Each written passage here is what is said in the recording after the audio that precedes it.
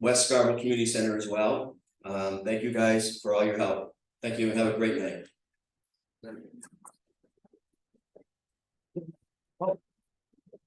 Good job too. I'd just like to introduce the moderator for tonight.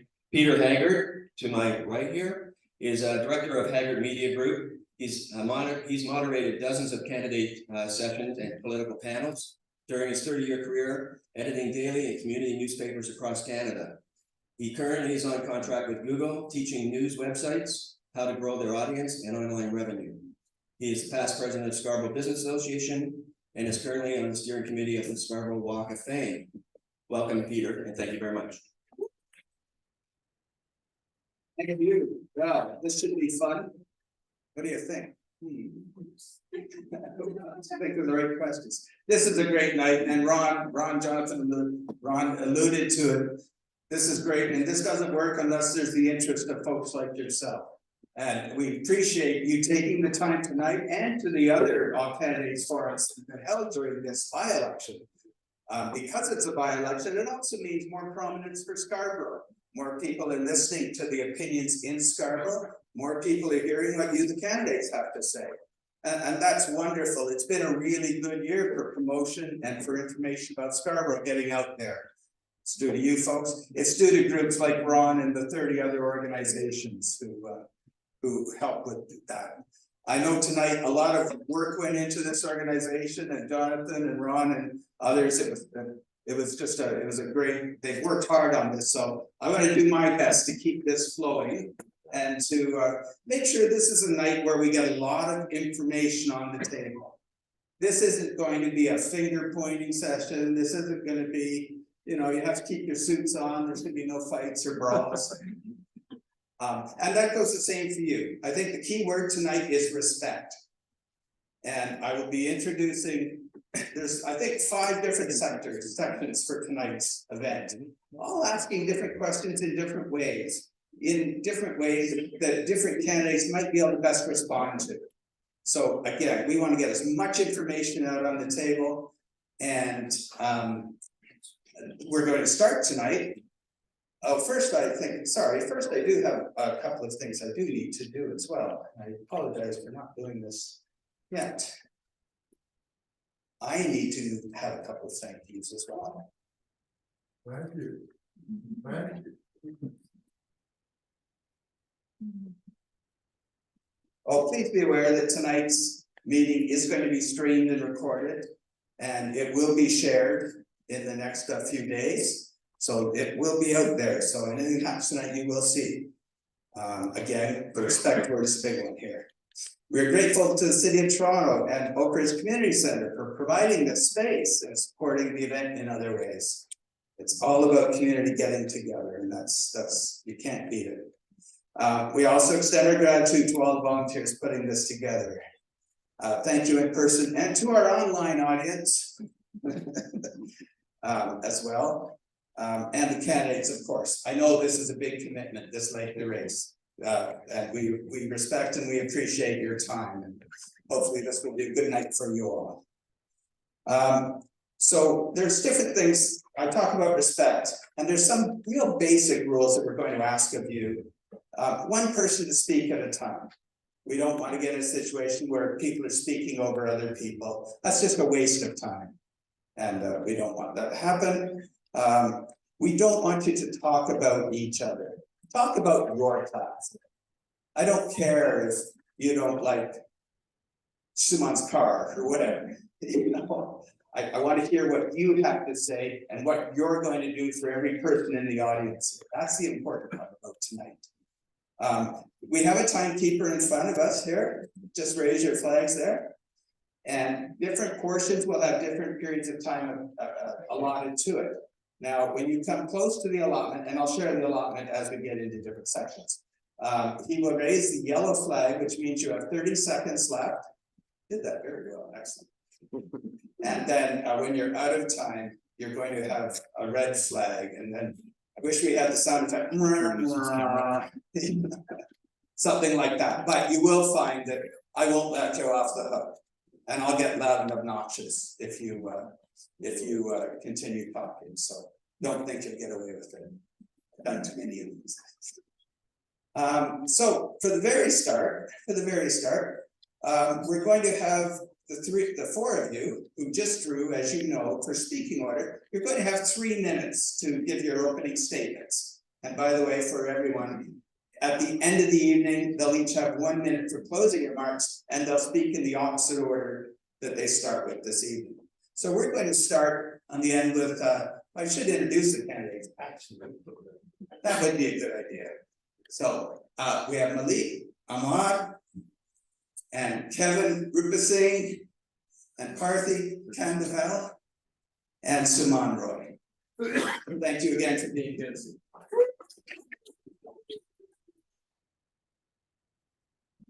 Very good. So not to take up more time with this preliminary stuff, I want to hear what you have to say. So Malik, you have 3 minutes, I believe. Is this? Yes, really short. Yeah. Okay, this should be able to reach to you. Come to the front. Whichever you prefer.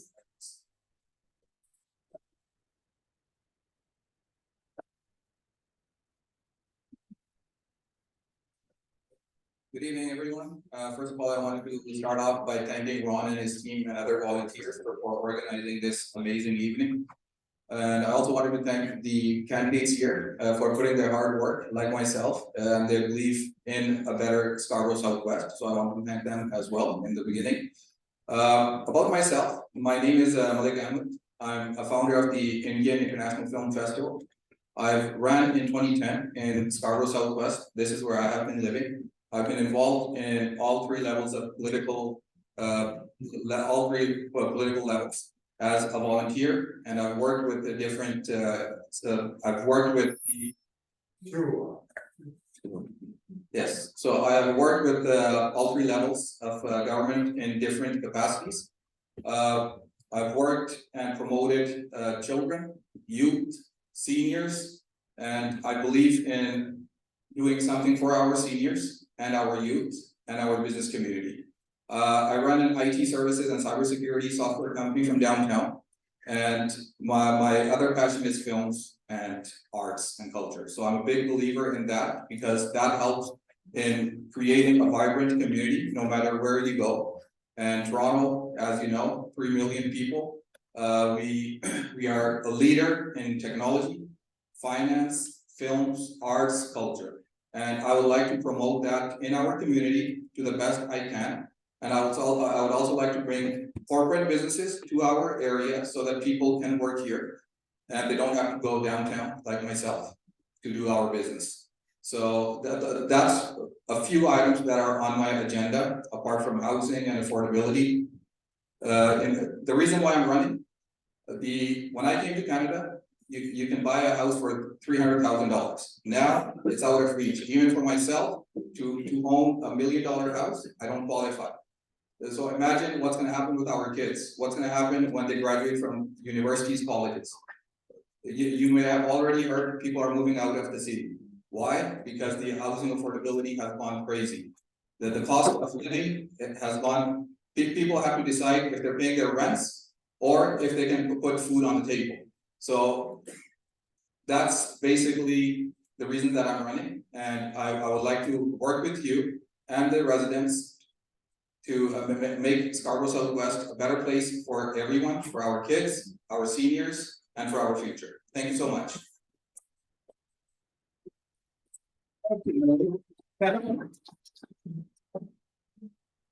It's 3 minutes, right? Yeah. Well, thank you all for coming. Really appreciate it. It's having a bit of deja vu. We've had a few of these meetings now, but it's great. Great to see so many engaged folks out, and thank you to all the candidates and of course all the organizers. I know it's a lot of work to put these things together. So my name is Kevin Rupasinghe. I live in the community with my partner. She and I love it here. We want to raise our family here. We live in Cliffside, and we love Scarborough. We love everything about it. All the people, the businesses, the food, the nature. There's so many things about our community that are fantastic. And part of why I'm running is because, despite those things, I think a lot of us are still feeling stuck. As mentioned, people are choosing between keeping a roof over their head and food on the table. It doesn't matter if your name's on a mortgage or on a lease these days. People are feeling stuck, and it's a shame because this is a phenomenal city. I love the city. And when my parents immigrated here, it was so that my sister and I could have a better life. And there was an optimism that they had back then that I don't think people are quite feeling these days. And I know we can do better. It doesn't have to be, a city where people can't actually afford to keep a roof over their heads. It doesn't have to be a city where it's so hard for people to get around to work or to school. And this needs to be a city where people feel safe in their communities, at school or at work. And I think all of this is possible. Part of how I ended up deciding to run was my background is actually in cities engineering. So looking at things like transportation, how do you use your land? How do you make sure that we have the infrastructure and the resilience that we need as we move forward? And how do we make sure this is a livable and sustainable city? So that's what I do professionally. I work in transportation. That's my day job. But I used to do a lot of community advocacy, pushing for things like safer streets and better transit, because I'm sure you all know there's a lot of dangerous driving in Scarborough, and people get injured and killed in collisions all the time. And the city will wait until someone is killed before they even start trying to make a difference, which is totally unacceptable. And I've worked with families who've lost loved ones, and it is awful. These are almost always preventable, and these are things in the city's control. And of course, transit, we've totally dropped the ball on in Scarborough for decades. And so I've been very outspoken in our community, worked with many community members. I've been in and out of City Hall as a community member from the outside, pushing for these issues to be addressed. And over time, I've realized I can do as much through my professional work in engineering, and I can do as much community organizing, but if we don't have the political leadership, we're never going to move forward on these issues and the whole host of others that the city is facing. And that's part of what's made me decide to run.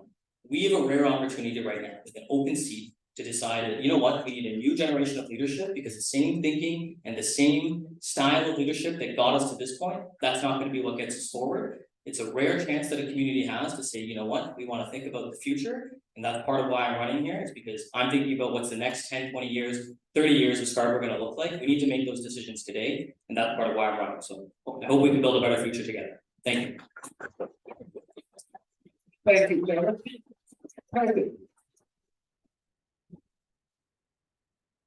Good evening, everyone. Thank you for coming out. Thank you to Sun for organizing this, and to the candidates that I've gotten to know through the last couple of months. I just want to give them a shout out and appreciate their participation and attendance here. So I'll get started. More than 35 years ago, my family chose Scarborough Junction, in fact, as our home, and I couldn't be more grateful. I often think back of my time going to school here, getting my first shot as a teacher at Johnny and Leslie in Cliffside and Regent Heights in Clare Lee, and now raising my daughter here with my wonderful wife, Anu, here in Oak Ridge, in fact.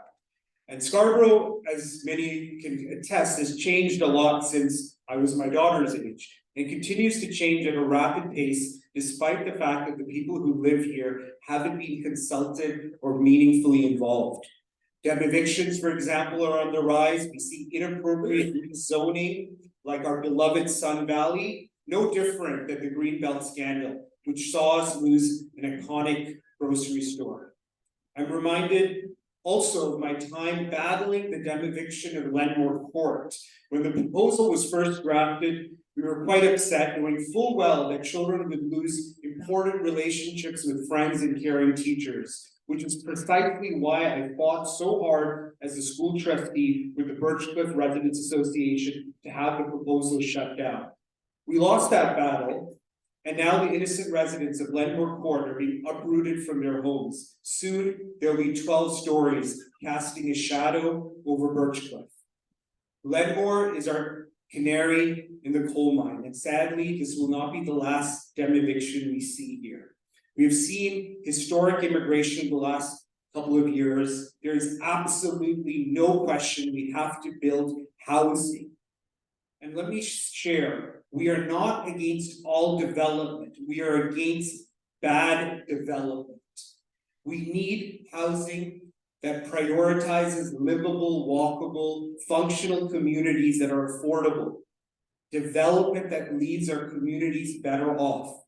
And this is why we need a strong voice at City Hall. I have that strong and independent voice. It's why my former 21 colleagues on the Toronto District School Board trusted me with being the chair from 2020, chair the budget for 3 years, knowing I would treat all neighborhoods in our vast city the same as I would my own. It's also why they elected me to be the chair of the single most important decision the Board of Trustees makes every 5 years, the hiring of our one employee, the Director of Education. In my 8 years as your trustee, I've learned how to listen to you, move effective motions, and further our local interests. This is not the time for on-the-job training. I'm the only candidate with elected experience that allow me to start the job on day one. Thank you. All right, Sumay.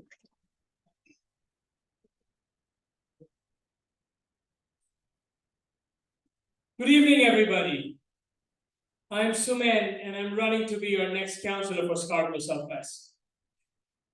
We are in a very crucial time, as we heard from some of my colleagues, that we are in a very crucial time to decide what is this community going to look like for your children, your grandchildren. On 30th of November, we will make that decision. We are going to figure out who is the right person to lead this community and what kind of leadership style is actually needed to have a proper Scarborough Southwest that's going to thrive. In those who don't know, in Scarborough Southwest, in the beginning of pandemic, when this community was hurting, I started an organization called Feed Scarborough. And currently we serve 7,500 people. I'm also the board chair for Scarborough Arts, where we have actively in the last 5 years advocated for equitable arts all across Scarborough. With the community policing, I'm also a member of the Community Police Liaison Committee, where we have looked at safety and the root causes that we have in our community that's going to prevent any more crime to happen. We need a councillor who has demonstrated their work in this community. And I have shown, just as a regular citizen, as a regular community member, what I have done in this community. We need a councillor who can, on 1st of December, can walk up to the City Hall and get the ball rolling right away. This is my second term currently as a Board of Health member at City Hall. My first term was 2011 to 2015, where I actively, of course, with many other profiles, my active profile was student nutrition, breakfast and lunch program in schools. Where when I took over, we had a $9 million budget for that program, where I actively engaged and negotiated with the province to allocate $30 more million every year for that program. I've got the experience of negotiating with the province, negotiating with the federal government on bringing support to our city. And with that, I feel I'm the best candidate with the community experience, with the City Hall experience, who can hit the ground running and have demonstrated that they are a part of this community. I live in Oak Ridge right here with my family. My daughter goes to Clearly Public School, and where I've realized how safety is important. But more than anything, one of the things that I strongly believe in is I am just one person living in this community, and it really doesn't matter what I believe in. It really matters what you as a community believes in, because you will decide who's the next councillor and PRP. Thank you. Thank you, Sumay.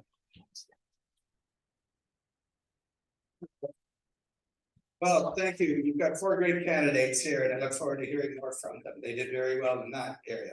So one of the big advantages of having community organizations put on a forum like this is they have access to the people. And I know it was a big priority for everyone to have questions asked of the candidates, the questions that you folks want to know the answers to.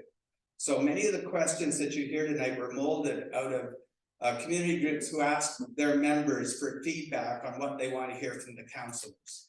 And this next section is no exception to that. This next section, it's something a little bit different. We're going to try, and it's each councillor, how's that sound, guys? Each candidate will be asked a question And they'll give a specific question to them, they'll be given 3 minutes to respond. After that, we'll have a little bit of a discussion. Now, as I mentioned before, we can do this 2 ways. If you guys can play nice, we'll just let you discuss and, you know, give little bit clips after the 3 minutes with your views. If not, I'll just have to say, you go first, you go second. But I'd rather we just have a nice informal conversation. So let's try that. So now with the, oh, and one other thing I'd just like to say, well, photos are great, and take all the photos and records you want, and recordings you want. Please make sure that you don't have your phone turned on or ringtones or any noises like that, which could disrupt the person sitting next to you, just out of respect. Thank you very much.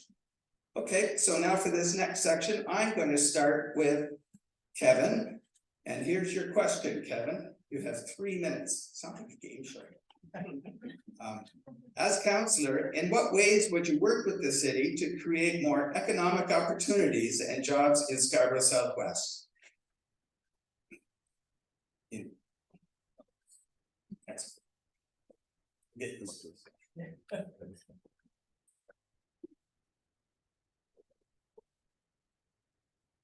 Much repeating the question.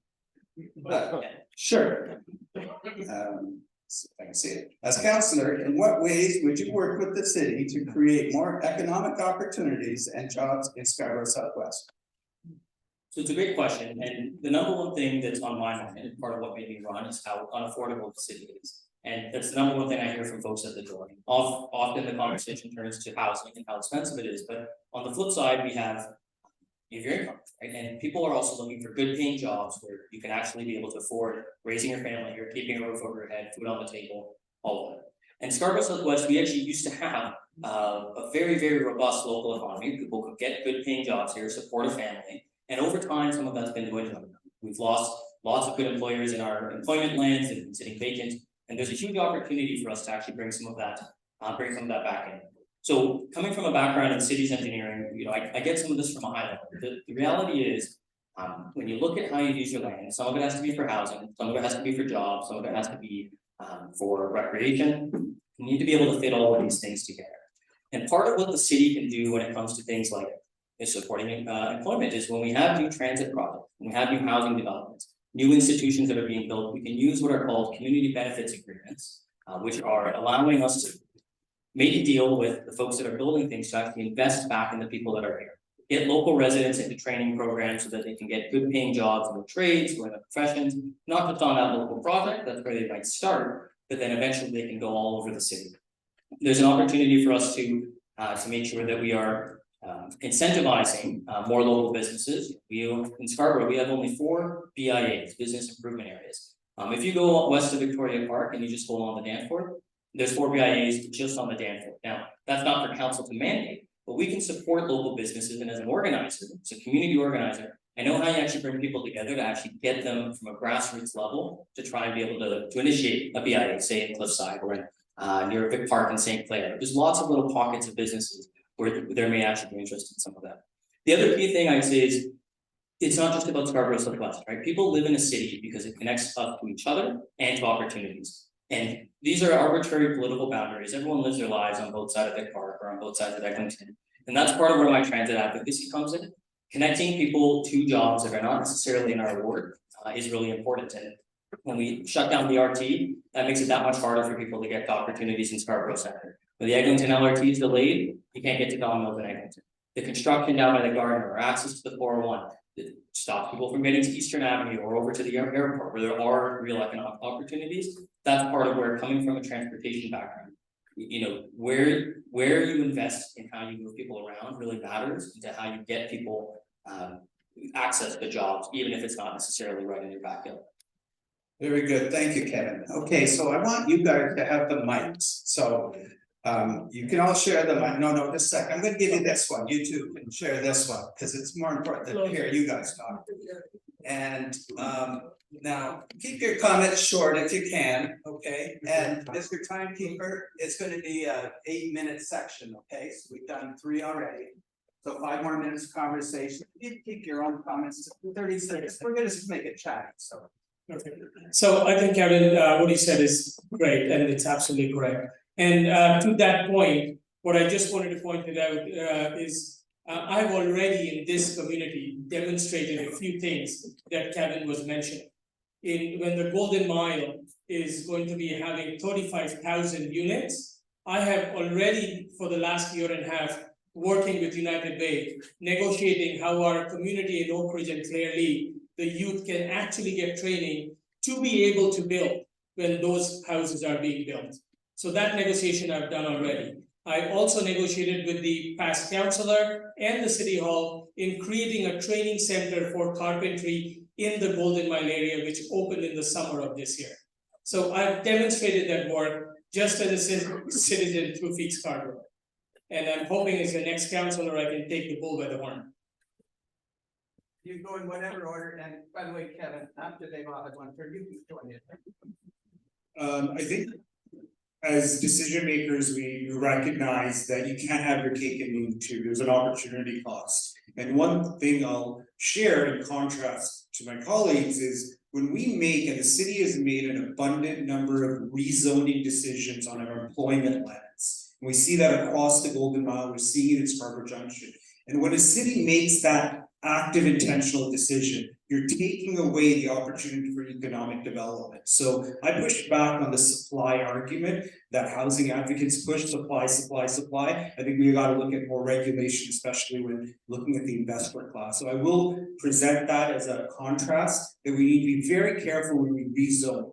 Can we rezone some? Yes, but what we've seen in Scarborough across the Golden Mile, Scarborough Junction is the mass rezoning of employment lands, which are economic development opportunities into housing. And we're not seeing a nuanced, thoughtful approach to balancing the economic interests of Scarborough residents in the conversation of building new housing. Thank you. Anyone else want to comment?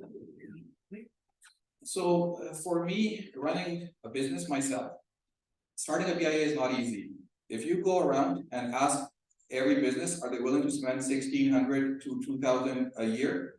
Probably not everyone on that strip will agree to paying that. So starting a BIA, it's not as simple as that. It is a complex project. It's a complex initiative, and it requires, as a councillor, I can only initiate it, as Kevin has said, but it's up to the business people if they want to take it forward. And guess what? I would say 50% will not come on board. So it's great. The thought is great, but to get it up and running, it's gonna be a big challenge, and I can bet you on that. Now, businesses like IT businesses, why are they in Markham? Because they get tax incentives. We're gonna, as city councillors, we're gonna have to work really hard to provide incentives to corporations to come and set up their businesses or their branches in Scarborough. My experience has been that it's not going to be easy, but we would have to find a way. We'd have to find a middle way to bring corporations back to Scarborough. Right now, the only jobs that are here are either HR, you have Scotiabank. I mean, again, it's more of engineering students coming from India. I have a lot of friends, a lot of acquaintances that work there, but local students, do they get a job there? No.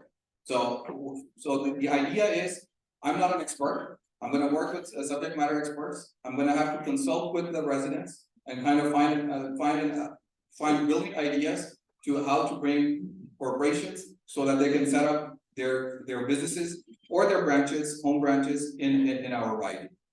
Thank you. Hey, Kevin, do you want to say something, or should we open for others? Sure, I'll add one more thing.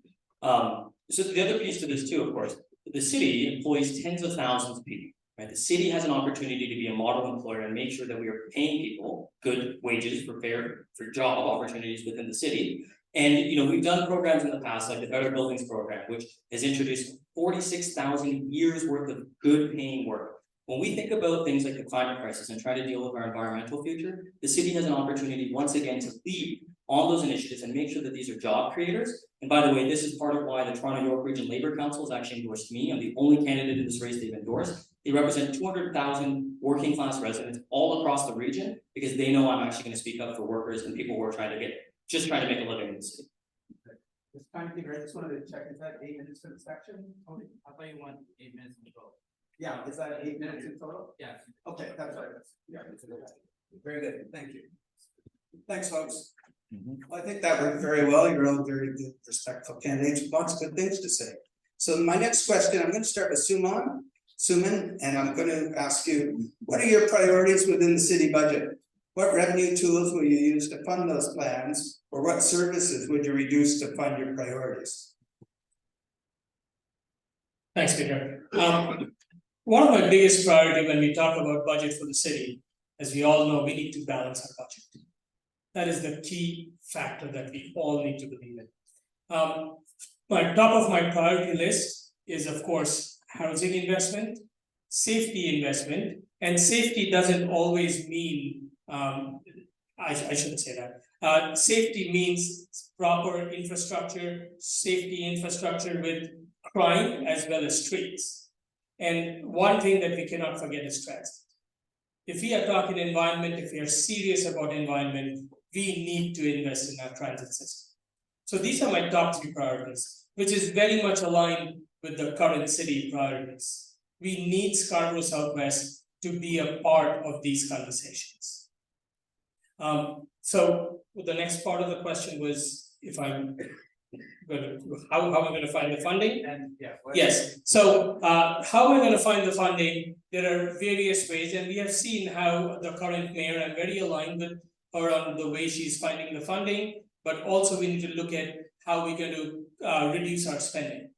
It is not always negotiating with the different levels of government, which by the way, I've already done. As I said earlier, I've negotiated with the province for a program and got funding for the city. I've negotiated with the federal government, got funding for the city. I can say in this panel or any other candidates, I'm the only candidate who has been able to do it, but also we need to look at our spending. We need to understand where the money is being spent and look into if there are efficiencies that can be found. With those kind of fundings, I think our priorities can be funded without an issue. And we all need to look at that together. That's pretty much, I'll start with and then I'll come back. Very good. Who'd like to go next? No, you don't need to, if nobody wants to. Then I can keep You up. can use the one in front of you, Malik. Oh, yep, thank you.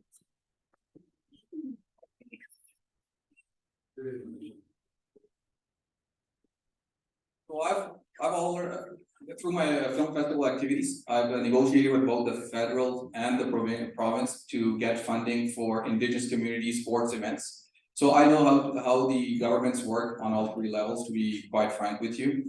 Now, coming back to the budget challenge, the reality is the federals and the province have to cough up their 80%. There's no other way to balance that budget. They were talking about tolls. I'm totally against the tolls because unfortunately that won't help. People are already hurting. You cannot increase taxes. Again, people are already hurting. I'm against increasing any tax, any municipal sales tax. I agree with the current mayor on a few items, but I don't agree with every one of them. Recently, she has pushed the federals and the province to fund both for the shelters, the housing for the refugees, and I totally agree. It's the responsibility of the federals and the province for both shelters as well as childcare, as well as refugees, hosting those refugees.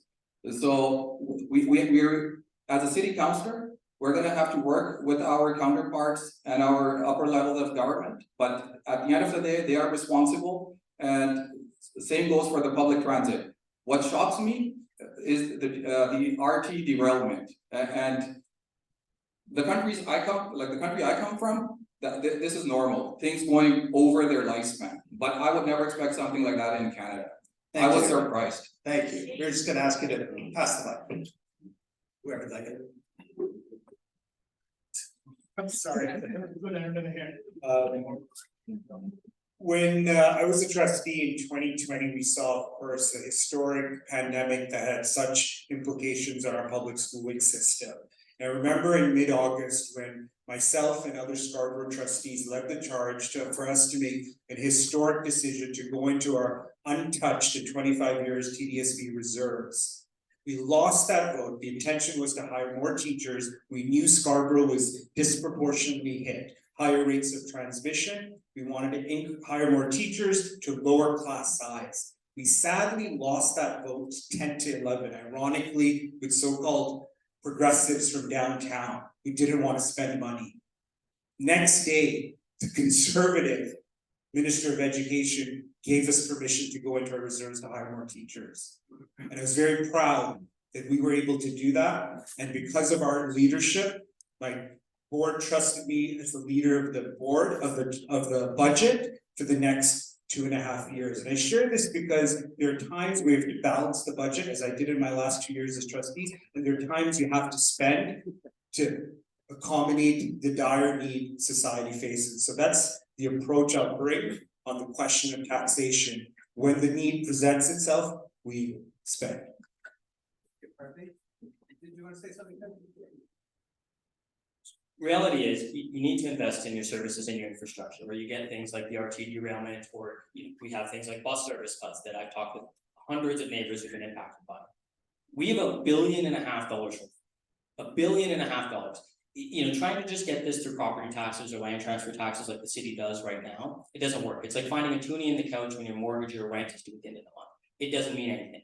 We need totally new revenue tools and a different deal with the provincial and federal government. I've actually spoken at City Hall about having a commercial parking levy to get something like $500 million a year to invest into our infrastructure and services. If you tried to put that on property taxes, you're talking about $600 or $700 a year. You're talking about doubling transit fares. They're just incomparable.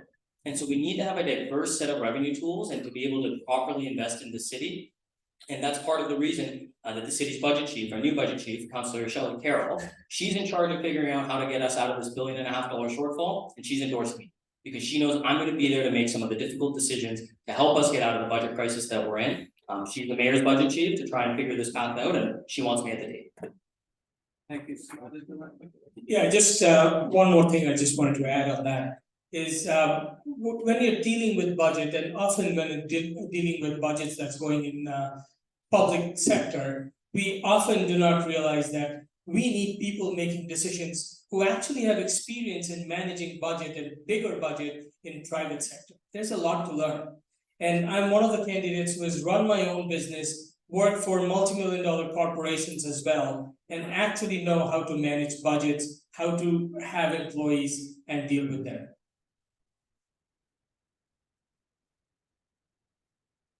Very good. You just like it when I have to drape it around. Well, that's very good, gentlemen. Thank you. The next question I'm going to direct at Malik. Got your mic there. And what would you bring to City Council to ensure the residents of Scarborough Southwest can safely walk, bike, drive, take transit, and other modes of transportation locally and across the city?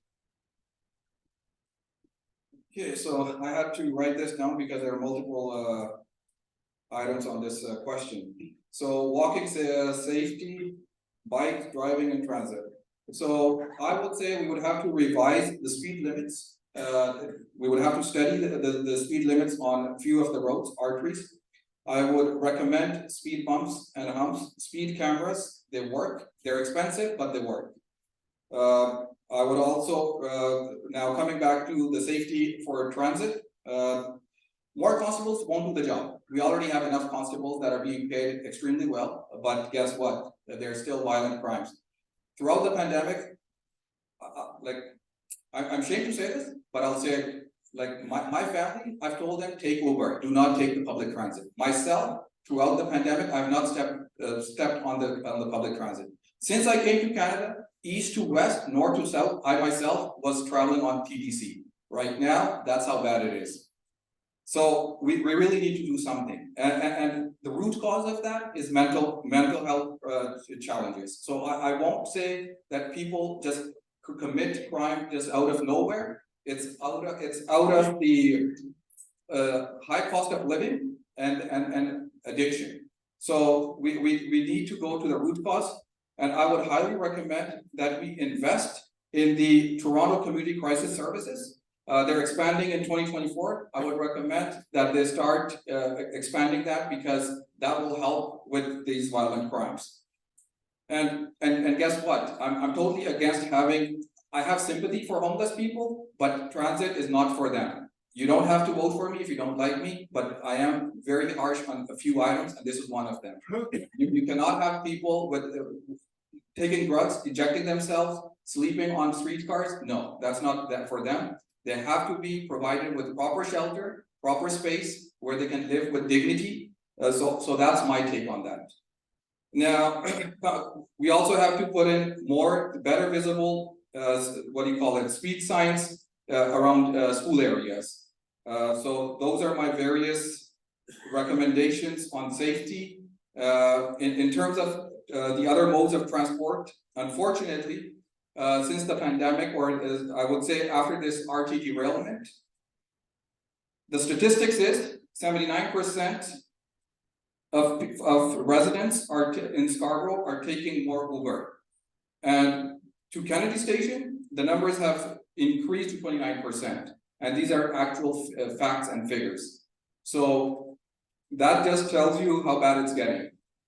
So if we don't invest in our TTC, and we don't ask the federals and the province to increase their funding, unfortunately, it's gonna get worse. Thank you. Who wants to go next? I can go. Do you want me to read the question? I'll read the question again if you would. It's, what would you bring to city council to ensure the residents of Scarborough Southwest can safely walk, bike, drive, take transit, and other modes of transportation locally and across the city? Go ahead. So I work in transportation engineering, so I'll try and say as much as I can, but there's more on my platform, on my website. I'm happy to chat more about it. But number one, of course, we need to invest in transit. Part of what I want to see is when the RT was derailed, we need to be making sure that there's an off-road busway. I've been long advocating for that to save transit riders 20 minutes and get 70 buses an hour off of Kennedy and Midland. It's better for everybody. We need to have a 10-minute network on all our major routes. We don't have overnight bus service. We don't have fare integration between TTC and GO. Investing in transit's got to be number one. On top of that, Scarborough's roads were designed only around the car. Now, of course, people are going to continue to drive in Scarborough, but we need to be thinking about what's the future going to look like, and that means making sure our roads are not highways, but they're places that everyone and all road users can actually find a safe way to get around.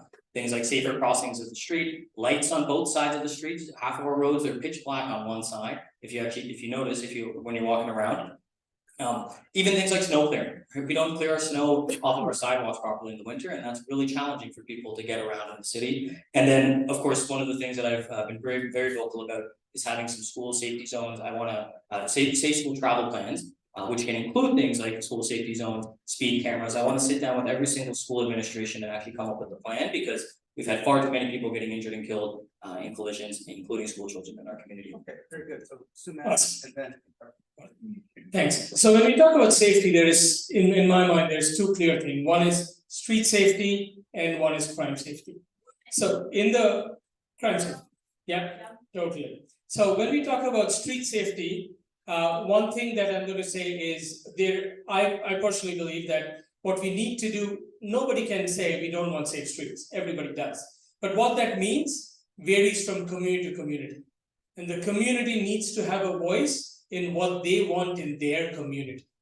It is not for me to always decide it. As a councillor, I'm going to bring you options, but I need you to decide. In the Oak Ridge community that you see right now, in the beginning of this year, I submitted a plan to the city, a proposal to get approved for the neighborhood streets plan. And just last month, I got the email from the city that I got that project approved. What that really means is we have now funding to do safer streets. But what that means will be decided by the community here.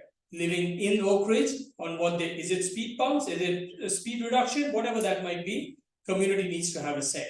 And when we talk about crime reduction and safety, I've worked with the CPLC and the youth in various programs to support safety and address the root cause. I'm not going to take much time, but I'm more than happy to chat after about this. Thank you. Two quick points. The promise from the city to resurface the old Scarborough RT is non-negotiable. This needs to happen. It's become a nightmare whether you're South Scarborough or North Scarborough. That will be a #1 priority. Number two, on the issue of bike lanes, it's clear the city has intentions to extend the Danforth, bring them up to St. Clair and Kingston. I'm a cyclist, and as a trustee, I made sure we had bike racks in all of our schools, and we promoted the culture in so many different capacities. But unfortunately, hearing from the BIA, the Crossroads, wonderful organization, they're not in favor. I won't be able to support that due to the impact it has on business and on traffic. And I think it's very clear that you have clarity from all your candidates on that issue. On the last issue of speed humps, those of us who've been here, actually been here in Scarborough for a long time, know this incredible disparity of treatment west of Vic Park versus east of Vic Park. Countless communities have seen in the beach and in East York, speed bumps, speed humps being brought in when community voice has been activated. I've lost track the number of times I used to advocate to the former councillor in the city for the east side for Scarborough to get those speed bumps and humps to calm traffic. We never saw it come through. I will be a strong voice to ensure we have the same treatment whether you're east or west of Vic Park. Thank you. Thank you, Parthi. Malik, did you want to?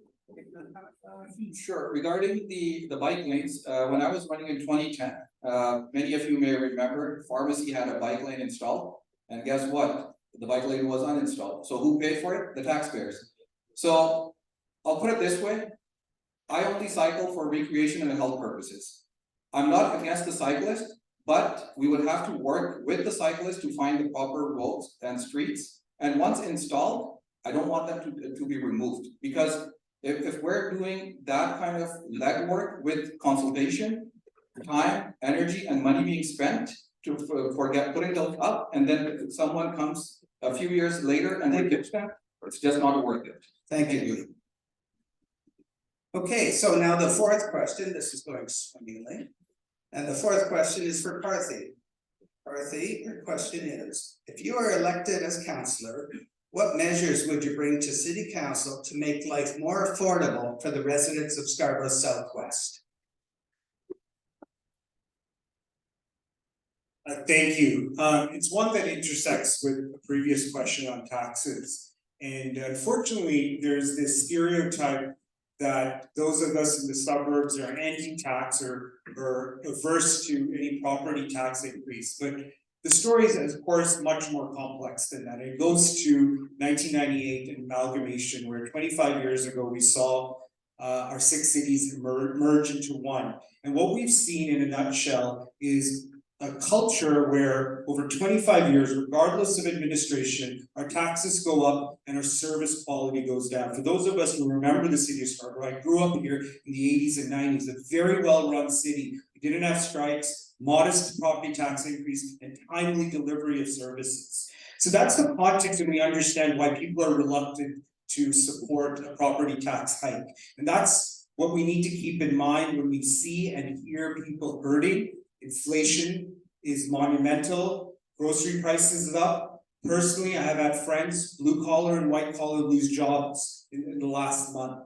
We have to keep this in mind when we make these financial decisions with heavy implications on the wallet of so many families. And I'm not against a property tax increase. Anyone who's telling you that is not being honest with you. That is a reality, it's one tool. We have to look at property tax increase as a last resort, because our city is increasingly becoming a tale of two cities. All the data, Professor David Halchansky, the city of Toronto, his maps tell how we went from a very middle-class city to one of affluence and one without privilege, without income. So that needs to be center of mind when we make decisions that impact folks, especially who are house poor. They have money to pay the mortgage, pay the groceries, but can't accommodate another significant hit in their wallets. We need to look at a hotel tax. We need to be able to look at a progressive approach to property tax, with, of course, accommodations for fixed income seniors, those with disability, etc. A vacant home tax that actually goes even higher and frees up more supply. And think very careful about the commercial parking levy so it doesn't hurt mom and pop stores and strip malls. That's where so much of Scarborough's culture lives, is in our strip malls and storefronts, and we have to keep that in mind when we're looking at a commercial parking levy. It doesn't harm them. And ultimately, we have to look at equitable distribution of resources. We saw that at the TDSB, at the city, after my wife and I had our baby daughter, we saw the disparity of the programming for toddlers west of Vic Park, a wealth of city-run programming east of Vic Park, a clear example of how how the city has evolved over 25 years. And it's why I'm proud to have the support of Scarborough NDPers, Liberals, and Conservatives. They know my voice will be for Scarborough and not beholden to any other interests. Thank you. Didn't want to have to wrestle it from you. You take me in a minute. So who next to speak? It's okay. That's fine. You give me the mic, I thought I had the mic. So, yeah, we know in today's city's budget, around 30% of our revenue comes from property tax. And 70% doesn't. 30 more percent comes from different levels of government. And though we have a lot of different tools to raise revenue and generate revenue, we need to look at what are the other 30% that is actually coming in, and could that be increased? Could we get more than just 30% from the provincial and federal government? So that all needs to be considered before we talk about property tax increase. The reality is it will be increased. There is no question about it. But how much is the question? Is it in line with inflation, or is it drastically increased? So when we look at property tax increase, because it hurts all of us, even a renter, because the landlord is going to pass that charge back to the renter. So we need to look at various tools before we think about property tax increase. Thank you, Sumay. You stood up, so I knew I had to shut up. So for the taxes, I'm okay to increase the vacant home taxes. I'm against the property taxes at this stage. People are already hurting, the interest rates are extremely high, so I'm against that. I'll be very clear. I'm not gonna lie to get your votes. I'm gonna be very honest and upfront on those. I would highly recommend that the city budget be reviewed line by line and every city division be audited. And we need to try to save money where we can. I once worked for a hospital, and guess what? Every year the budget was reviewed, and what they did, good furniture, they said to the staff, pick it up, take it. I'm not gonna name the hospital. And I asked internally, why did that happen? Because they will lose the budget. So in government, a lot of things unfortunately happen this way. So audits have to be done. And yeah, so those are my positions on the taxation. Right now, I'm totally against increasing any property tax at this stage. Thank you. Did you want to say something, Kevin? Or Kevin and then? Yeah, I mean, when it comes to affordability, the number one thing that's on everyone's mind is housing. And the city has a huge role to play in housing. We get to decide how much housing is built, where it gets built, what types of housing are we incentivizing, family size units, and it's not just market housing. There's a whole role the city has to play on non-market housing, nonprofit housing, using city-owned land, supporting more co-ops, having more rent here to income. There's a whole spectrum of things the city's totally dropped the ball on, and that's the single biggest thing we could be doing, is making sure that enough people can find housing that matches where they are. That's the first thing, for sure.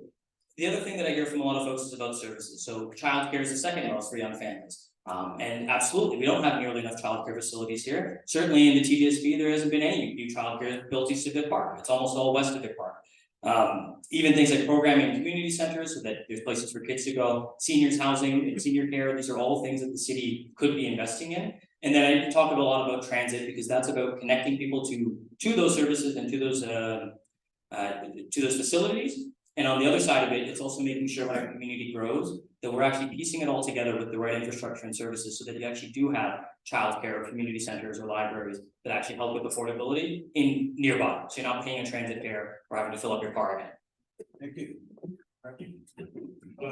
It's good that Kevin brought up city-run daycares in the TDSB. That's not the TDSB's core responsibility. And later tonight or tomorrow morning, I'll post a map of the city-run childcare centers in the Toronto. It's a tale again of two cities. Who gets what? Who gets tax dollars? And this is a reflection of decision makers that are in power. I'll leave it at that. And I'll close with a piece that I think you may have seen in my literature. I was completely against the city's decision to spend $300 million for us to host FIFA World Cup, an organization well known for corruption. $300 million of our tax dollars, where we know the cheap seats are gonna be $5,000. Scarborough residents are not going to that. That's the eye I'll bring on city decision. Are these tax dollars being spent wisely for City of Toronto and our residents? That's the lens I'll bring. I'll be bringing a Scarborough lens to the city's budget. Thank you. Very good, thank you, gentlemen, you did very well on that question. We have one more for you, and I think the way we're gonna run this one is, it's a question that's gonna be open for all of you. And we'll give everyone 2 minutes for this question, okay, Mr. Timer? And if you can let them know when they have 30 seconds left. And I would suggest when you raise the yellow card, unless I took all of it, when you raise the yellow card, just leave it raised in case they don't see it right from the start. So the question for all of you is, Scarborough Southwest is one of the most diverse wards in Toronto. As councillor, how would you ensure that all the voices in Scarborough Southwest are heard and engaged in the political process? Who'd like to go first? Malik. So for me, I'm a community builder. My approach would be, I don't know if it may be right or wrong, but this is what makes sense to me. I'm gonna be hosting monthly get-togethers, whether that's at coffee shops, whether that's someone's residence in each 4 corners of the riding. I'll make my cell phone available, and I will at least acknowledge within 48 hours.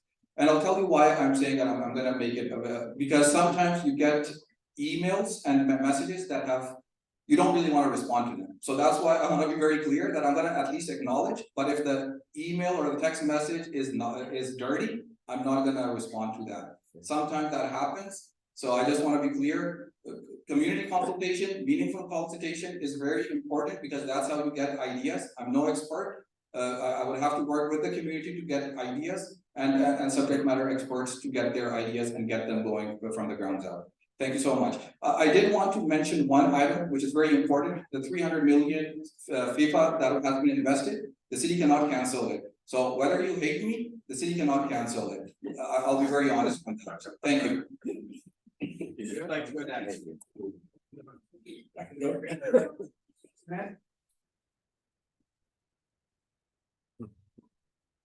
So one of my biggest part of my platform is consultation.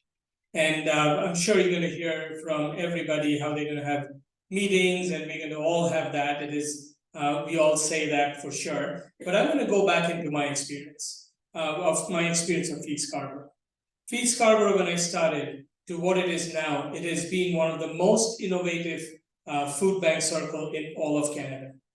And as much as I would like to stand here and take credit for it, but that's not me. It is, we consulted with our clients who actually come in, and we found a solution together that made it one of the best food bank. That's why in less than 3 years, we have grown to such level. Is because we find what our constituents, our clients need, and we deliver a solution. And that is exactly what I'm going to do as a councillor when it comes to the ward. And it is not a one point solution. And you're gonna hear from all of us very similar things. We're gonna have consultation, we want to hear from you, we're gonna, and yes, they're all valid and that's all we're gonna use. But at the end of the day, I have a track record to demonstrate that I've heard from my constituents and I've delivered in a program that we are proud of. I'm not proud of food banks. I'm not proud of that so many people are being served. It's unfortunate, but we have found a solution that gives them dignity, respect, and those who needed help, we provided. Thank you, Sumay.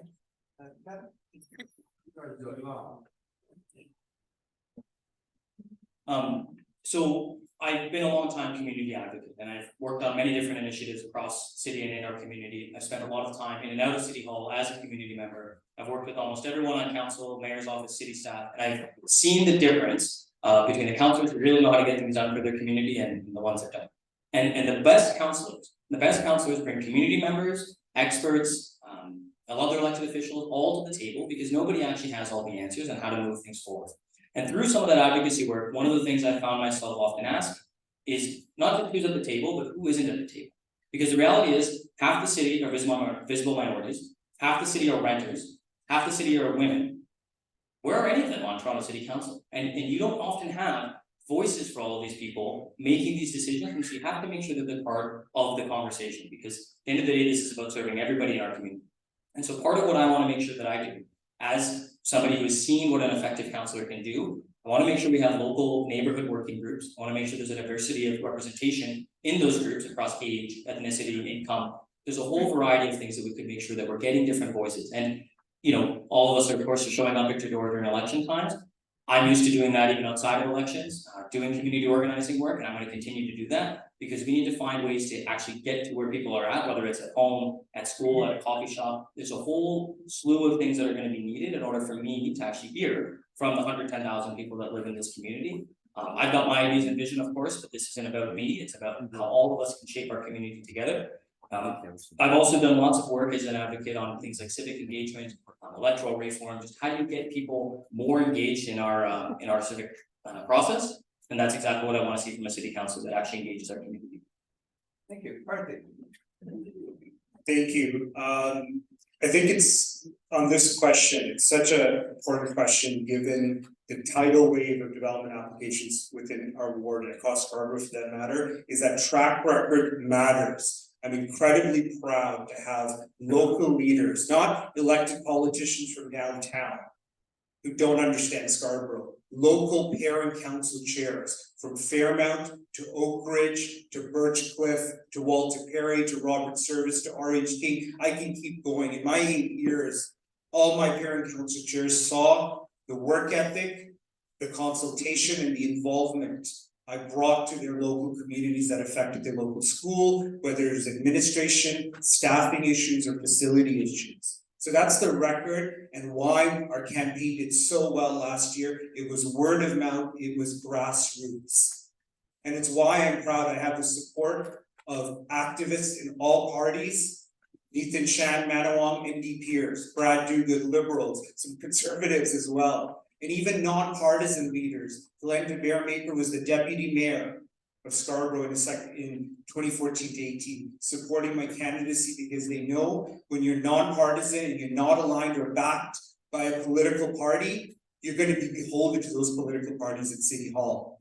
And that's my commitment, is to look at all perspectives, all voices, all neighborhoods, like I did for 8 years, to hold regular monthly Ask Me Anythings, AMAs, constant hours in ward community office setup. So that's my commitment, and my track record speaks for it, to make sure all voices are heard and involved. Thank you. Thank you, Parthi. Well, as you can imagine, it's not easy to sit up here and ramble on for 2 hours and to think on your feet. It really is quite amazing. And you can see that that's been a long campaign, and they've spoken about so much so often that they really know their stuff. But we're going to, so to speak, take the mic out of their hands for a little minute and hold a different kind of round. And this is a speed round. And it has a speed round, and I know you're all familiar with the yes, no speed rounds, but this has a little twist. So here we go. So with the speed round, we have a number of questions, and all we're going to ask is for the candidate after the question to hold up a paddle that says yes or no. Do we have enough paddles here? We should have one for each. Yep. Hold up your paddle. Yes or no. Oh, on both sides. Okay, sorry, I don't get out much. Okay, You're so bilingual too.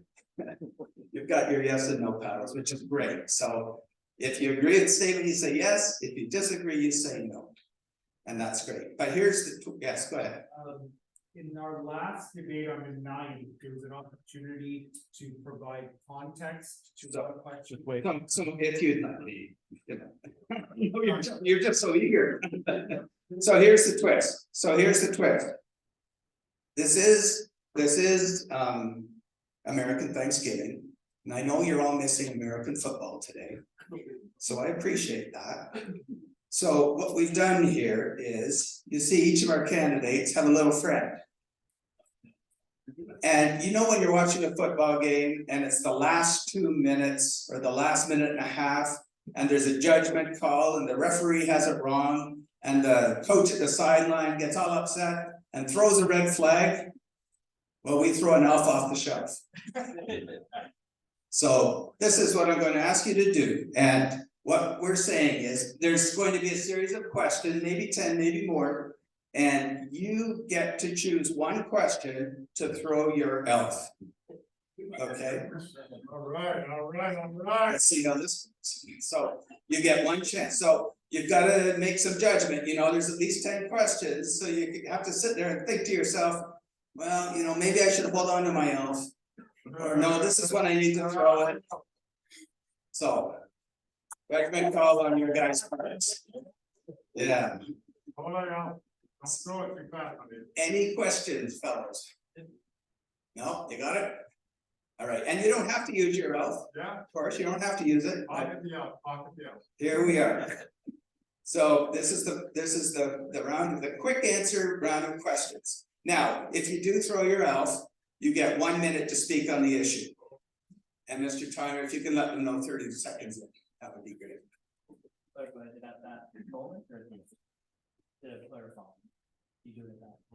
So throw your elf after the question, right after the question. After you get the result. That way I know that there is or isn't.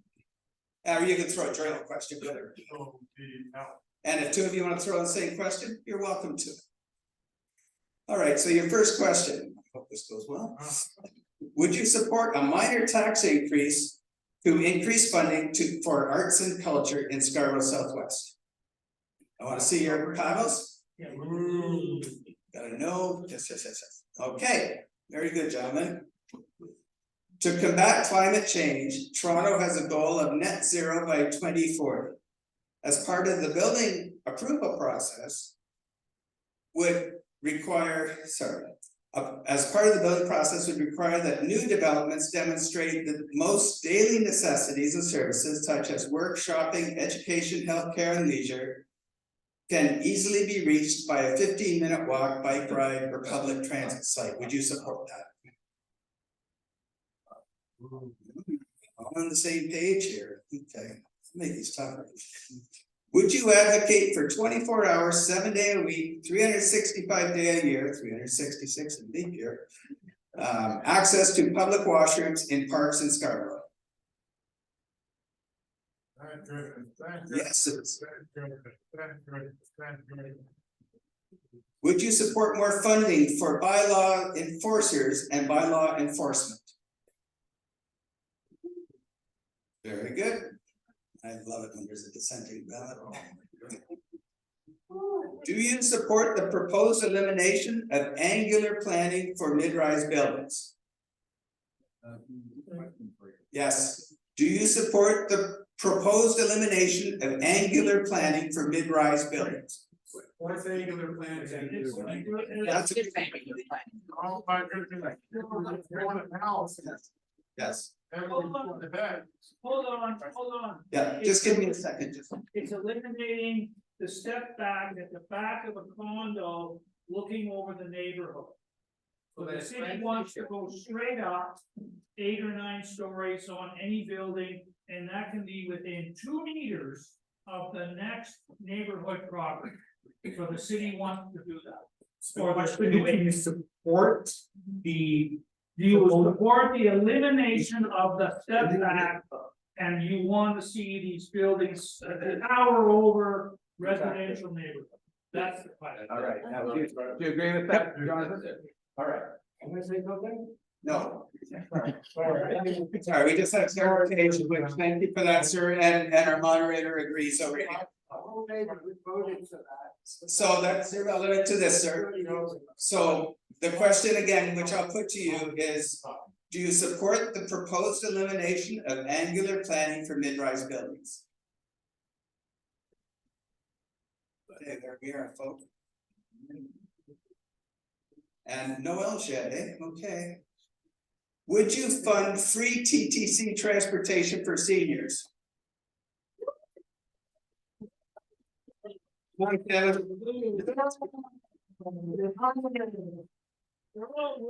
let me remind you, you're on record now for saying these things, and you're accountable. Would you support reduced speed limits to meet City of Toronto Vision Zero goals? There we go. Stand.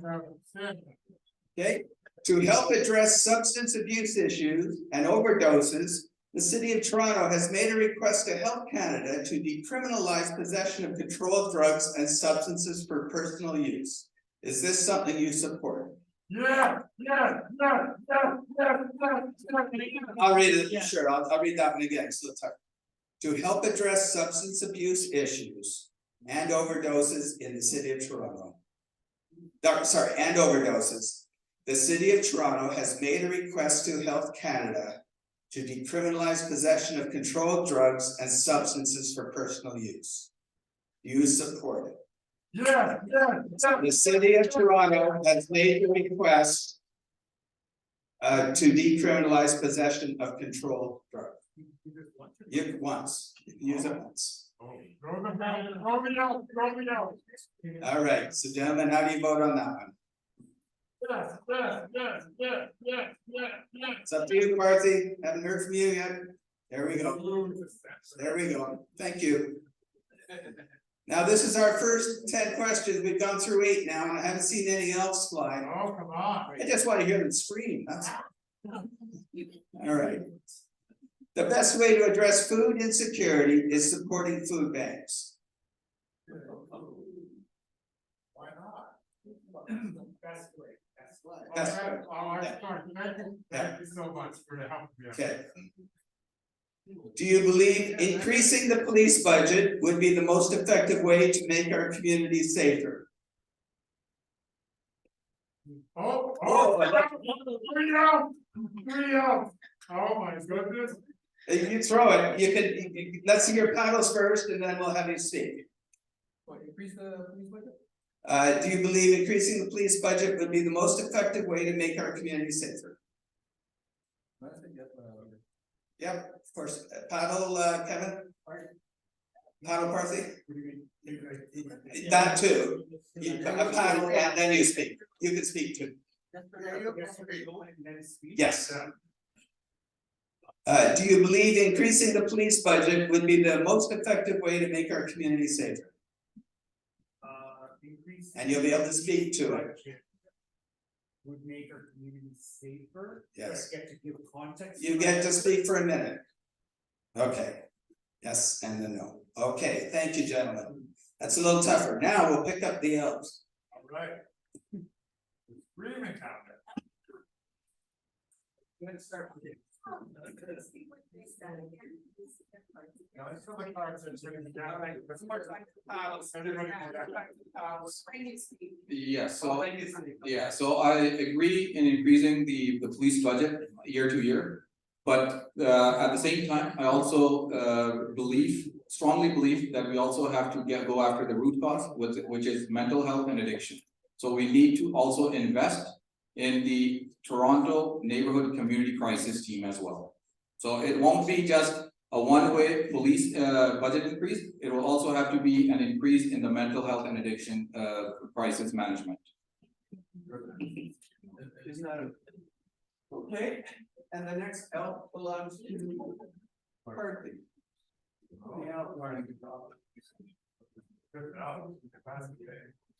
You get it now. Yes. So Parthi, you're up. Yeah, oh, sorry.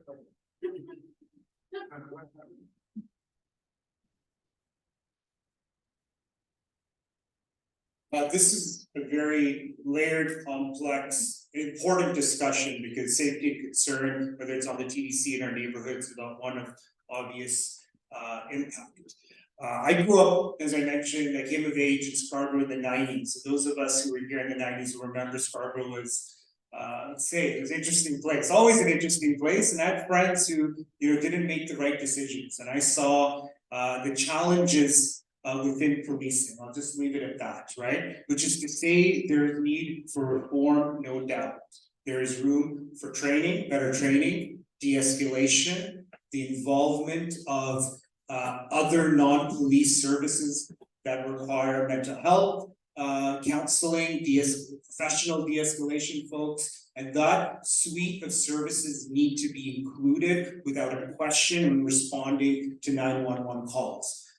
That is clear that we need those new services in the city under the previous administration and the current have made those moves. And I'll close on the reality is our population is significantly increased. We need to maintain the ratio of number of cops to population, and to have that, you have to hire more police officers. Thank you. Thanks. One thing that we need to know when we're talking about this question is 30 years ago, our population was half and we had more police officers in the street. And today we have less police officers with a double population. And we are one of the lowest in North America with per capita police forces. So yes, if you're talking about safety, we are talking about policing, that is the reality. However, it is not the most effective way because we need to invest in services. We need to invest in programs that actually tackles the root cause. And like most of my answers, I've demonstrated with the Community Police Liaison Committee that I have supported the police into doing programs with the community and the youth where they actually have reduced violence in this community. Okay, thank you. Thanks, Sumay. Now, we want to leave a lot of time for audience questions, of course, because your questions are very important. Again, all of these were based on the input received from various community sources. So good for them. They pulled some really good questions. I'm pleased that we have a diversity of views as well.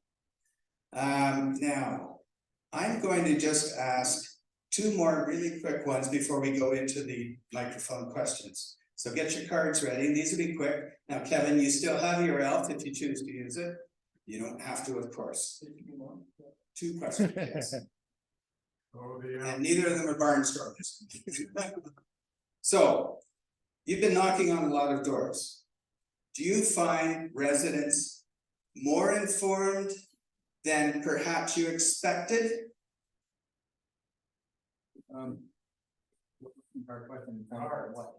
About the community issues and the things that you worry about. Oh. Yeah. Fair enough. Yeah. Down the middle. Fair enough. Very good. Okay. Okay. And can you confirm that your staff would be staff who lived in Ward 20? Okay. Okay. Now, you're being held to that. That's good. Thank you. Thank you. I don't have to answer. No. Fuckers. Oh, you haven't. It's your last chance. Where do you go? Go ahead, you got a minute. I mean, I think just tying into both of the last two questions, right? Like everyone I talk to is far more informed and engaged on this issue than I actually thought. And everyone here, I mean, all of you are smart, thoughtful folks. I know we don't just have two brain cells that just go yes, no, yes, no. It's fun, but all of these are complex issues, and I very much believe that none of us is actually an expert in every single issue. I really believe when it comes to things like solving engineering problems, like I do through work. You have to ask experts, you have to ask for evidence, you have to follow evidence, you need to engage community members. And I said this last time, when you go through this sort of exercise, every one of you had a paddle, none of us would actually have matching responses because there's just too many different combinations. All of these are complex and nuanced issues, and just to answer the one about the DAP in Ward 20, I've talked with many folks who work in City Hall, they don't feel comfortable. Sometimes you get harassed by community members, or like the grocery store. People don't always necessarily have to live in the riding of the represent in order to do a good job. Some folks might live just on the outside of the boundary. These are just arbitrary political lines, but you need folks who have some connection and commitment to the community. Thank you, Kevin. Okay, so now time for the questions. Yeah, look at that. Time for the questions. And I'm going to ask Jonathan here to head out to the audience. The way that we are going to do this, again, everyone's been very respectful up here, and we expect everyone out here to be respectful as you ask questions. Now, what asking a question means is You are asking a simple question. You're not providing context. You're not making political speeches. You're not going on and on. With great respect, we're not here to hear you talk about your point of view. We're here to hear them discuss a question. If you go on and on, I will cut you off. I'm sorry, I'm just cutthroat like that. Jonathan here, who is very experienced at this, he will be out in the audience and I will randomly pick people to ask questions. Good news is I don't know any of you, so I've got no biases here as well. So, and Jonathan will pass you the mic. So I think we will start now from your standpoint. Oh, two other things. I would ask, out of respect for everyone here, if you are a supporting member of one of these folks, like someone who's helping on their campaign, don't ask a question. Right. It's just fair because Yes. that's just unfair. So thank you for that in advance. And you can see there's support for that. So play by the rules, please, folks. And if you have a question, folks, you'll get 1 minute to answer. And you've seen how cutthroat our timekeeper is, so. One more thing to add, Yes. please speak into the microphone. We've got about 60 people online that Oh, excellent. won't hear you if you don't speak into the microphone. Excellent. Thank you for coming. Okay, so first question, we're gonna go to that side in that corner. If you could say your name, please. Good evening, my name is Peter Hedges, and just for full disclosure, I am also a Ward 20 councillor candidate, but I couldn't make the cut. This is simply for a question, sir. So my question to the candidates at the table, would it be worthy, if elected, to convince the city council to defer projects that have already been financed in order to realize $900 million just by deferral? Who wants to go first? I just want to be clear, please, what project are you referring to? What funding? 1 minute. 1 minute. That's the question from your constituent. So my take would be that I would not cancel what hasn't already been approved.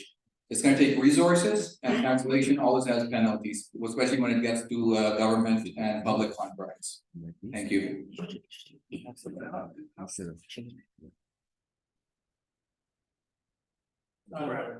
I can say the same thing pretty much, that the things that we have seen demonstrated in, especially in Scarborough when it comes to transit, we have open files, closed files, open files, closed files. So the projects that's approved, let it go and let's move forward and figure out how to fix the ones that's coming forward.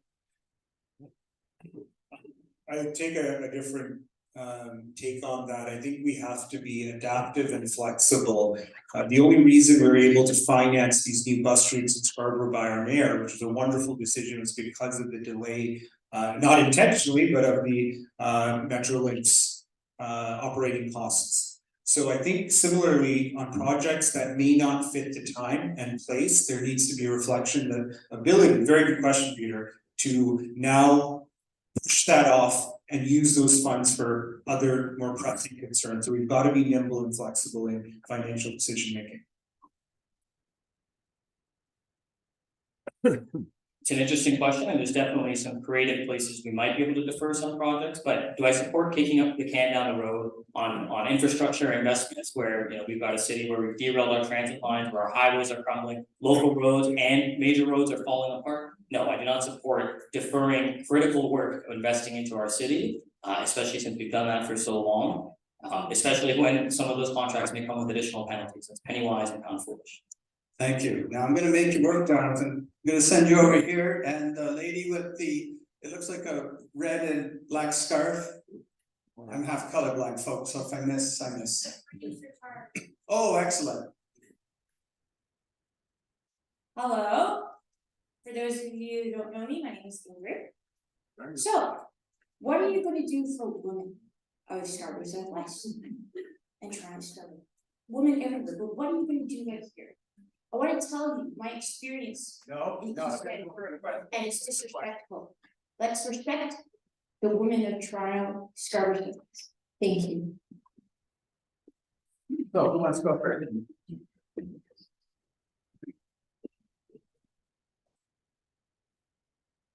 Thank you for that question. It's something I approached recognizing I have immense male privilege, something I learned because my wife is a sociologist and teaches in sociology at New York University. And it's something I'm proud. My campaign manager last year and this year are women. All senior, my comms people are women. A lot of my campaign team are women, and we approach decision making, especially on land-based decision making from a feminine lens that involves cooperation, collaboration, and compromise.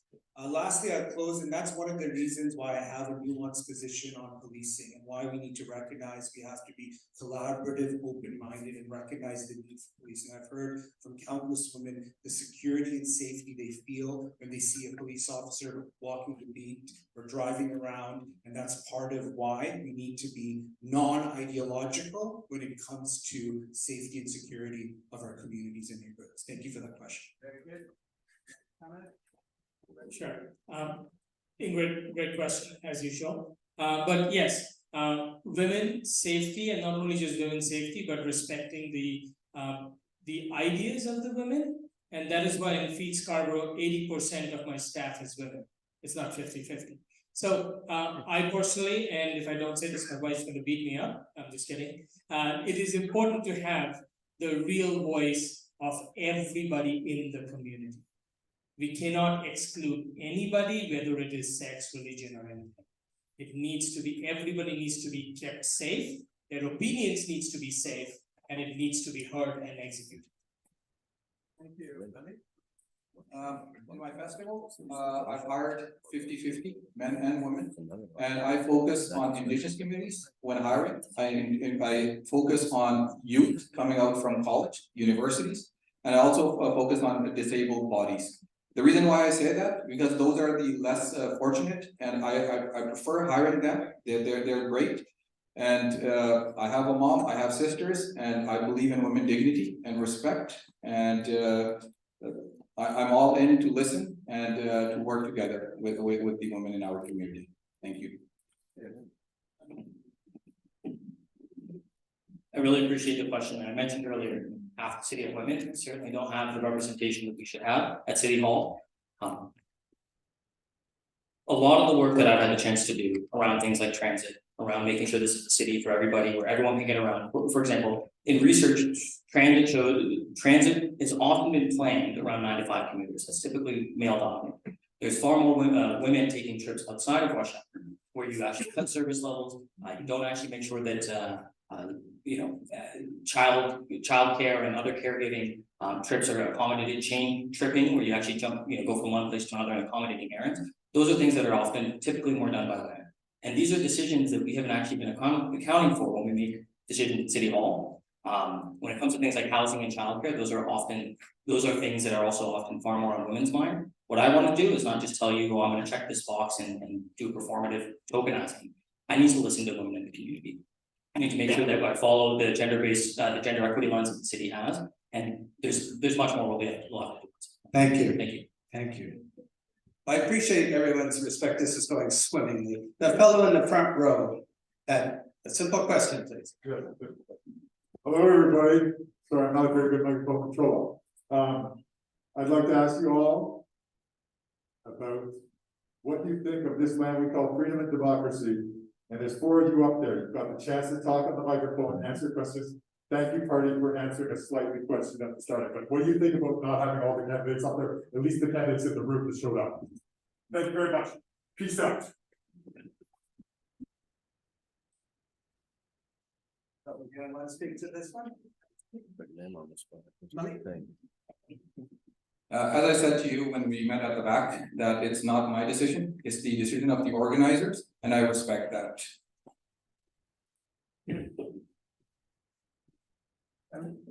I mean, I appreciate all the work that all the candidates are doing. It is a lot of work to actually run. Didn't organize the event. I'm sure there's a reason that you had criteria. But I'm glad you could show up, and I do hope folks have the chance to actually interact with and ask all the candidates here different questions about the priorities and platform. I'm grateful for the opportunity. Thank you.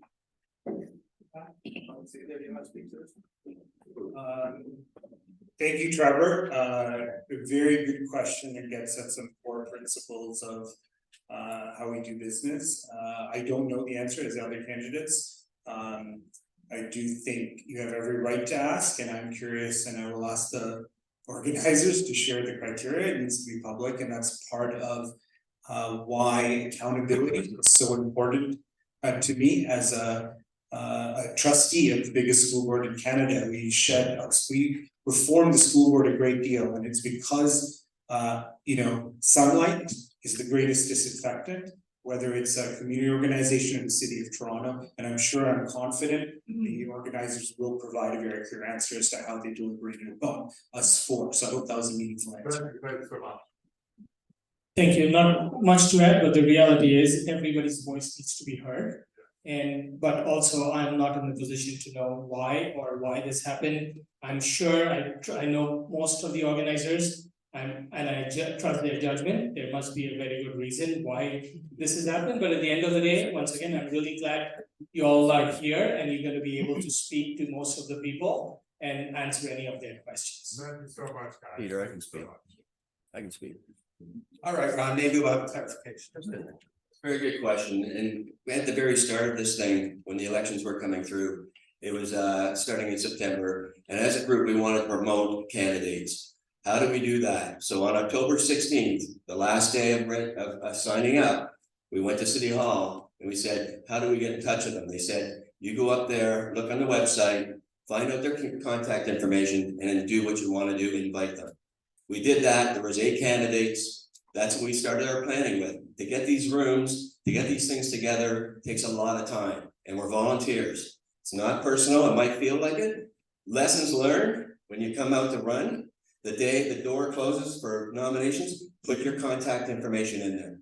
That makes our job easier. Okay, so you guys are running around on the streets doing what you do. We're going behind the scenes trying to organize this, and I appreciate everyone being here. And that's why we're televising it and putting it out for everyone to see that can't attend. Sorry. Thank you, Ron. Thank you, Ron. Yes, no, a lot of work's gone into this. There's no question. I've been in the meetings and I just love it. The fellow in the front with the gray coat. Hi, my name is Mohammed Ali Bukhari. I am just wondering, all these candidates, they spoke very well, but are these political rhetoric or there is a conviction involved? I'd like to hear from them. Thank you for that question. As I said in the very beginning, and I've kept on saying throughout the evening, that most of my commitments I've already demonstrated in this community. So without even being elected and as a community member, I've demonstrated. So this is just not empty words. It is a reality for me.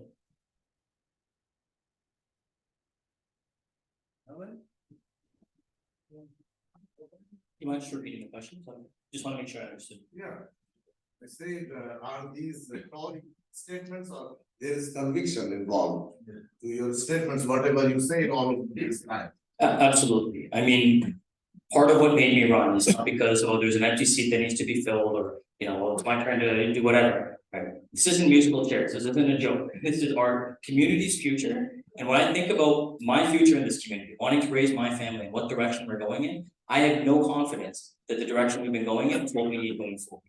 And I have a track record, not just through my professional work, but my years as an advocate at City Hall. I've gotten more done at City Hall than anyone else at this table.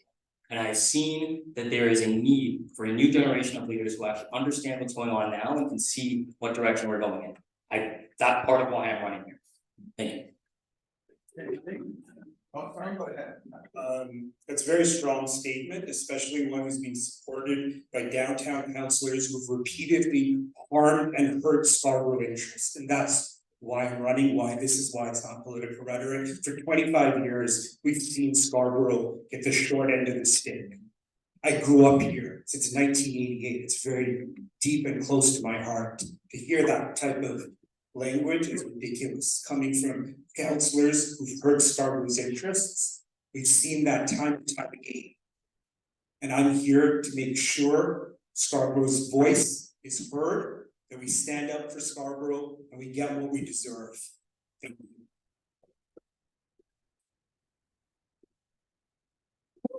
So I'll put it this way, the more you get to know me, you will understand, if I make a statement, I honor it, and credibility is most important with integrity. I'd rather lose and make, than lie and get your vote. Secondly, I'm not here to build politics as a career. I have a beautiful IT business and I believe in it strongly. The reason I'm here is to make some changes, because from sitting on the sidelines, I'm just gonna be an advocate, and guess what? Advocates can just sign petitions and be at protest, nothing else can be done. You have to be at the table. So that's why I'm running, and as I said, the more you get to know me, you will understand the credibility behind me. Thank you. Thank you.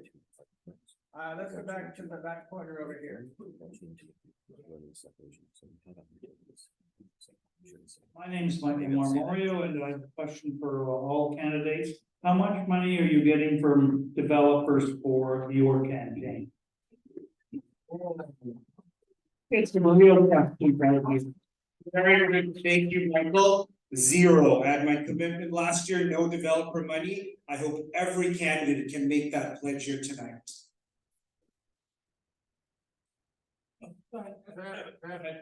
I have not solicited any donations from developers. I have no interest in that. I have not accepted any money from developers. My campaign is entirely funded by grassroots members of our community and across the city. People who I've gotten to know through my work, on organizing on different issues, who've gotten the chance to see me in action. It's neighbors like yourselves. So absolutely not a penny. Thanks. Taking money for developers or corporates are illegal, basically. But even a personal donation is not what we have solicited. It's all of my money that we have raised is to community members, our donors from that who I've worked with in the past, and across the city and across the province of Ontario. So I'll put it this way, I have friends that own hotels, I have friends that are developers. And now I've asked anyone that I personally know for a donation, because legally I can ask that, I can even ask that from you. So I have grassroots donors, I have donors that are developers, I have donors that are corporate executives, but again, legally, it has to be their personal checks. So I followed all the political, legal obligations. So I don't know who has donated so far. The statements will be publicly out. You guys can go and spend your time on it. Thank you. Thank you. Yes, as I said, I'm not here to lie and get your votes. Thank you. Thank you, thank you. No back and forth, please. Very back over here, fellow, I think you have a red vest, perhaps. Yeah. My name is Alan Bird. I've already asked most of you this question, but I'd like to have it on record if you don't mind. I'm very often at committee of adjustment hearings where applications for additions or extensions to your home. Now, the committee of the COA is supposed to be an impartial group where they evaluate the applications and then they vote as to whether or not they are to be approved or not. Now, in very rare occasions, it ranges now from about 0 to 2% that they will actually refuse applications in Scarborough. So that's about a 98% acceptance rate. Okay. In a rare occasion where they do refuse, would you as councillor go to the council and put forward a motion to appoint a city lawyer and land use planner to support the COA refusal when it goes to TILA, the Toronto Local Appeal?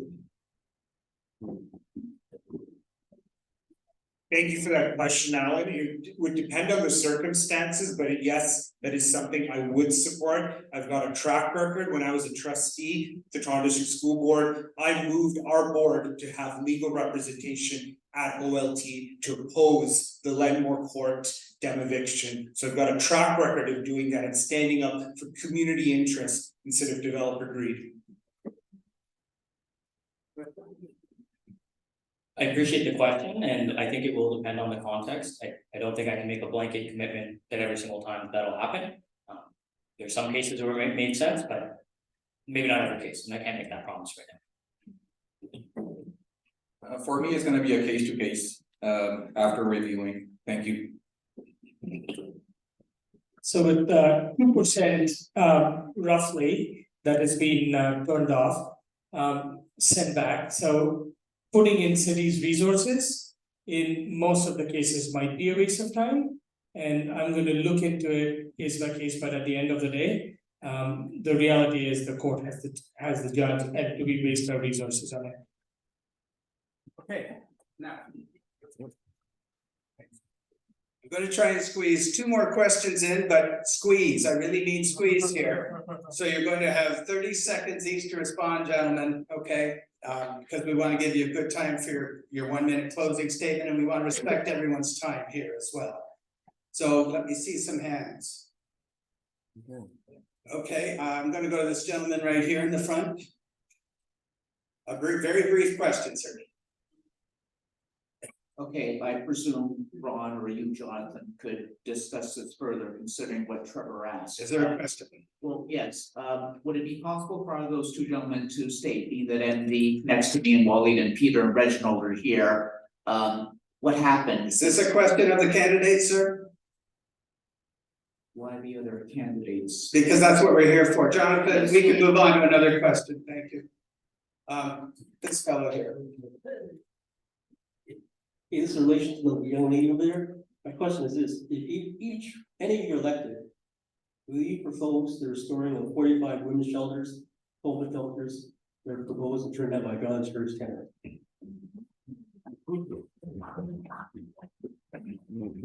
We repeat that, and repeat that question. Yeah. Sorry. Question is, if you get elected, would you propose a restoration of 45 women's shelters, safe houses, homeless shelters that was turned down by John Terry's tenant? Kevin, you can go first. Yes, I mean, the housing crisis is impacting people at all different levels, and the city is responsible for shelters, supportive housing, there's a whole slew of things. Absolutely, people are ending up on the streets, in our parks. The city absolutely has a responsibility to make sure that there are places for people to have a roof over their head, even if it's in the short term shelter, so absolutely. The answer is for immediate need, yes, we need it and it will be, however, we can't just stop there. We need permanent solutions and long-term solutions need to work together, not just a band-aid. Malik? So I agree, and I will work towards restoring them, but I would also push the federals and the province to put in their funding where it's needed most. Thank you. Right. I think the question, the no-brainer, of course, yes. Other question is, why isn't the city moving now? There's a new administration. And the third piece to Malik's point, being non-aligned politically is so important. If we want to be active councillors that are making impact, being aligned politically hurts your ability to advocate and work. We have a provincial NDP, MPP, we've got a federal cabinet liberal minister. We need to advocate for that funding. You're only taken seriously if you're representing the people, not a representative of the party. Yeah, very good. Yeah.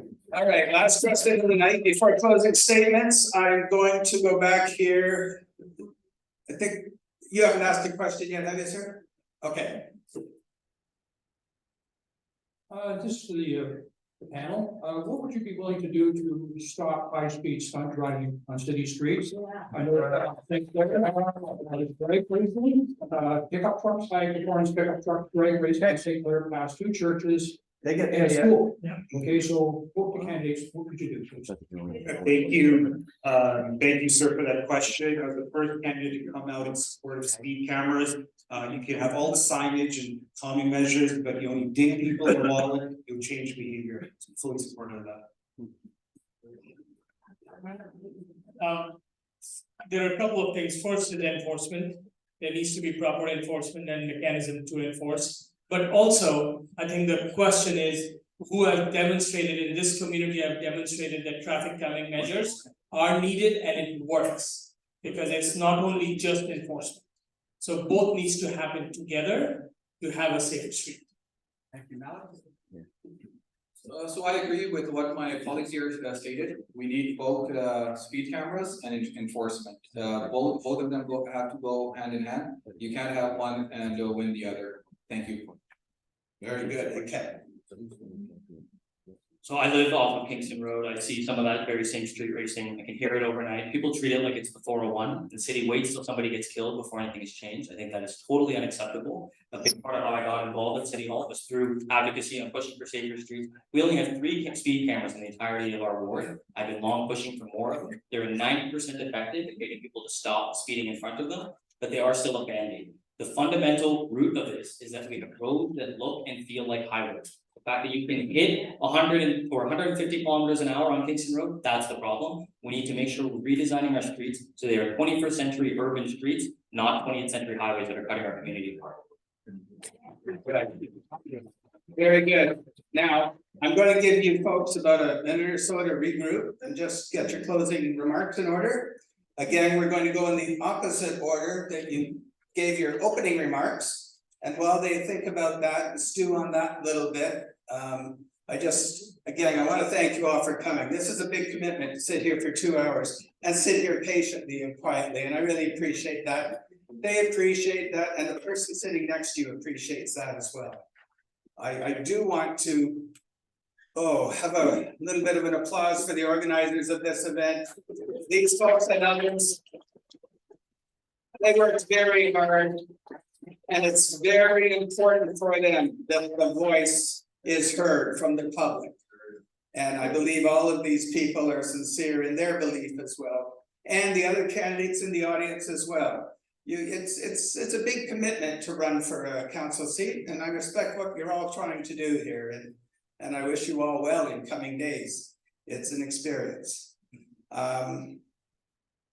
The volunteers as well, the other volunteers, can I have an applause for them? Sometimes forget it. Thank you very much. So I'm going to move to the closing remarks first here. And closing remarks, Suman, you went 4th last time, so you begin. You have 1 minute and you've got 30 seconds. Thank you for the opportunity. This election that is this weekend and on Thursday, it is your chance to elect a candidate who just doesn't give sound bites, who's not a career politician, who just runs. It is your time to choose who's actually committed to this community and who can actually hit the ground running in City Hall and has the City Hall experience. And that is important, and that differentiates me from any other candidates running with my experience. So I hope I'm going to count on your support, and thank you the organizers for doing such a fantastic job for all the 3 events that you did.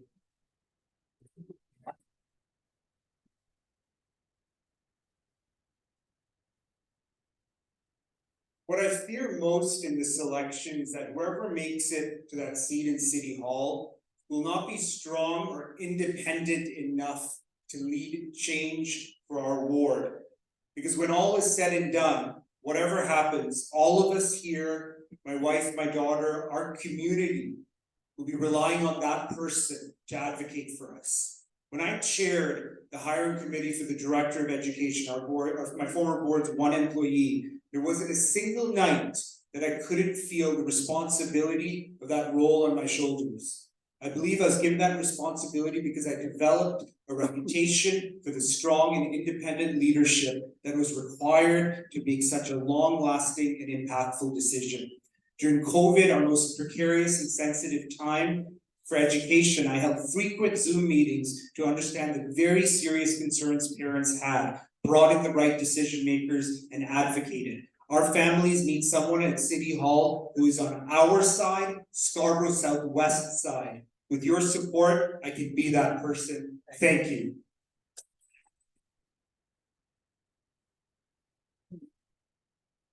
Thank you all for coming out tonight and for all the conversations on the door and putting up with the election. By this time next week, we'll know who our next city councillor is. I can remind you all about my background in cities engineering and doing work in transportation and land use and infrastructure. I can talk about my long history of advocacy and safer streets and better transit, and talk about my personal commitment to the community, living here, raising my family here with my partner, how much I care about wanting to see a better future. But the reality is that this is a city where we are struggling with some real issues around being able to keep a roof over your head and getting around and feeling safe.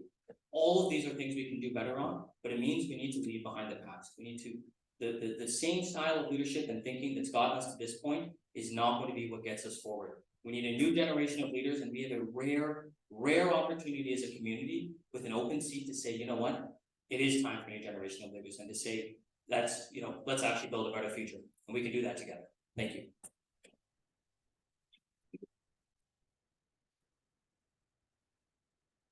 I would like to thank the organizers, the volunteers for putting this great night together. I'd also like to thank everyone that's here tonight, both in person and joining us virtually. Thank you for spending the 2 hours with us, listening to our ideas and that of my colleagues.